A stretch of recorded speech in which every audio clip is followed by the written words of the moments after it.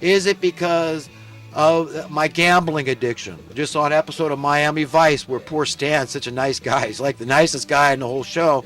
And the poor bastard, just brought him down and put him into the hands of these evil people. But, gambling addiction, I never had that vice to contend with. But, man, I feel sorry for people. I'm not going to make fun of anybody's vice or addiction.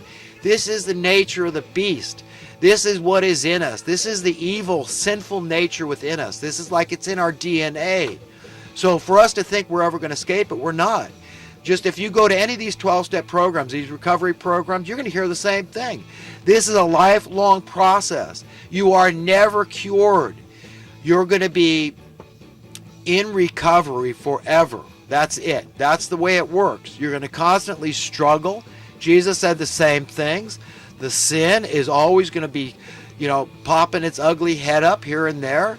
Lust of the heart leads to this, sensuality, and the next thing you got this and that going, and then you've got self-loathing. Charlie Sheen brought up the self-loathing. This is all a symptom and a byproduct of this unreality that we're all confronted with.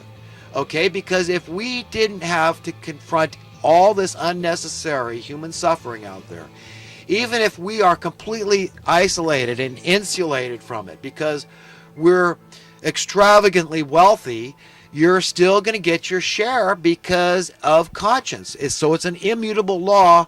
It's a fail-safe God planted deep within the marrow of your heart and your soul, your spirit, your mind. So it's incorporated in our body. It's integrated into our body because God is a master creator. And the things he creates are incredible, but we're all products of that.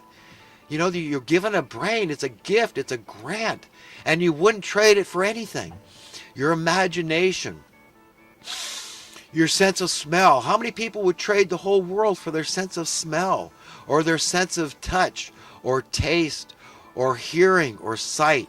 None of us. I mean, a lot of us would say, no, I'd rather keep that sense, thank you. I'd rather, because you know what, I can, with my 5 senses intact, I can go out there and make a fortune likely, so, or, whatever. I have a much better chance, and I just want to do it with my senses, and, let's leave it at that, okay? But you get where this whole thing goes, is that we all need to be circumspective and introspective, look deep within inside and look deep without, see the big picture and the microcosmic picture of this whole thing. And we can contend with the evildoers because it's fun to expose them. This is our way out. This is it. Because we know the truth is coming to the earth. We know good is coming. We know there will be an end to unnecessary human suffering. And we know we can keep all our stuff. Okay? That's it. Someday everybody can have a wristwatch collection, whatever it is you want to collect, whatever jewelry of every sort. The artisans love to make that jewelry. Believe me, people love what they do. Everybody can have a master gardener at their fingertips and to do things the way they want. You want the bushes sculptured the way you want? Fine, just tell them. They love to please. People are eager to please. It's like an instinct we have. We love to serve. I'd love to be one of Charlie Sheen's gardeners. Hey, Charlie, give me a call. Whatever, but that'd be pretty cool, But, hey, I'd serve anybody, okay? I would. I mean, I wouldn't, serve anybody that's evil, but I know Charlie Sheen's not evil. I know there's a lot of rich people out on evil. The jury's out on, what's his name? Donald Trump. Okay, I mean, I don't know. Maybe he's just on some big megalomaniac, egoistic trip. He just says, you know what, I got it all. I've got these billions of dollars. Now what do I want? I know I want to be president of the most powerful country in the world. And he said, wow, and I can do it. I'm a natural born citizen. There's nothing that stops me. I don't have any felonies. I don't know if that precludes you from being a president. It precludes you from being a real estate agent. I know that. But, so... I don't know. The jury's out. We'll see if Donald Trump's the real deal. I mean, time will tell if I get to live to see what's going to happen, at the election in November of this year. Who knows? But I'm like Gerald Celente. I'm a political atheist. I don't have any faith or trust in these politicians. I think way too many of them are for the wrong motive. If I got a chance to vote for Rand Paul, hell or high water couldn't stop me. Oh, I would. Oh, my God, yes, because that's a man that could change our country for the better. That's a man that truly understands economic principles, that understands capitalism, that understands supply and demand and sound currency, that understands, egalitarian principles, American principles, okay? So that's a man I would vote for. But, the way it stands, I'm not interested in socialism like Bernie Sanders in the sense of taking from some to give to others, a Robin Hood. It sounds nice on the surface, but, where does it lead? It just causes animosity. I don't want to do that. Besides, the richest people that should be paying, they always find loopholes. They hire attorneys that find, ways to fudge on their taxes. And, hey, you know what? Put it offshore. Hey, do this, do that, do the next thing. So the rich people that can really afford to pay the cost, that's needed to run the government, that can do it without even being hurt, they're not the ones doing it. So it always comes out of somebody else's pocket. Look with Obamacare, it's coming out of the pockets of the poor. The poor people, that's who it's. So how is that socialism good? That's not good socialism. That's bad socialism.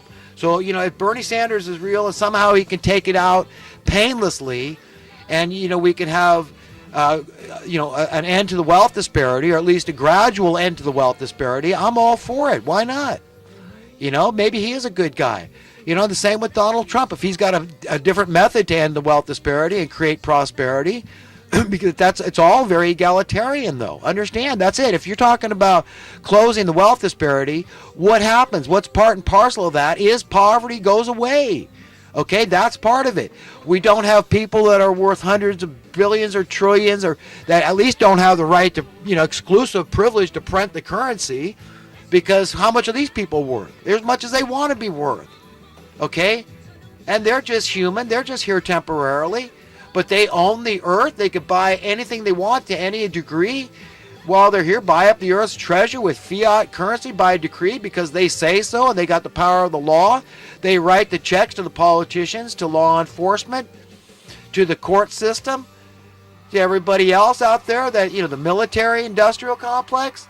Okay, you understand what kind of power these people have? This is the power of Satan they have at their fingertips. And it's absurd, it's ridiculous, preposterous, it's evil, it's wicked, it's ungodly, okay? And there's no terms you can use to describe what's going on here. That's too dramatic. You can't.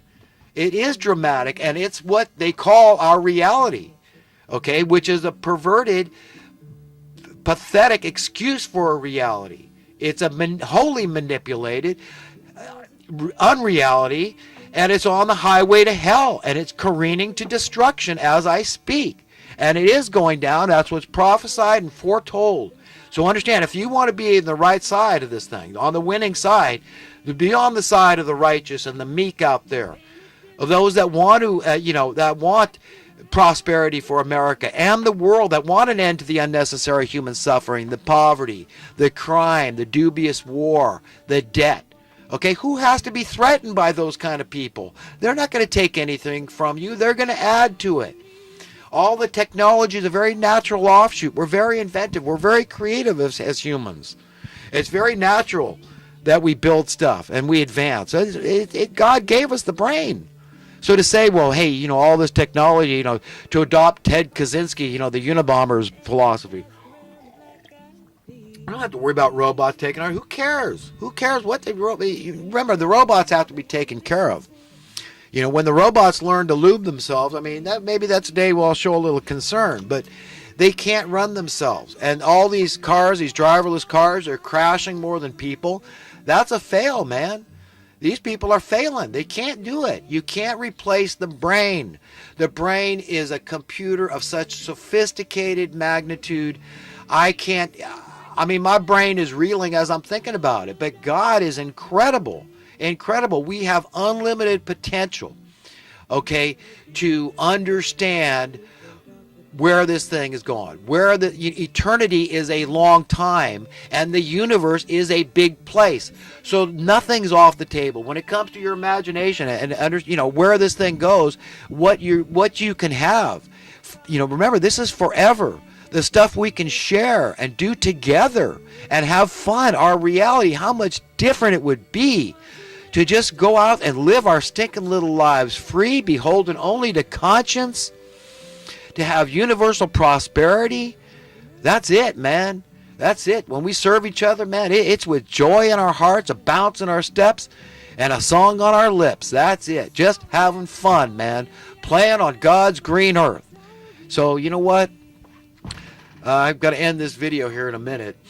But anyhow, well, I got to end this video right now, folks. And I just want to clear up one point I made about Jesus stating that you must hate your life in this world. That's what we're feeling, okay? And this is what drives us to different vices. But what he meant was you must hate your life in this world to have everlasting life.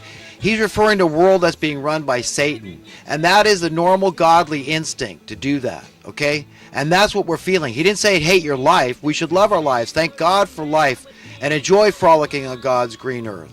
But we've got to get to the bottom of this thing, and that means overturning these illegitimate, devilish, diabolical overlords that are running roughshod over humanity. Anyhow, best everybody.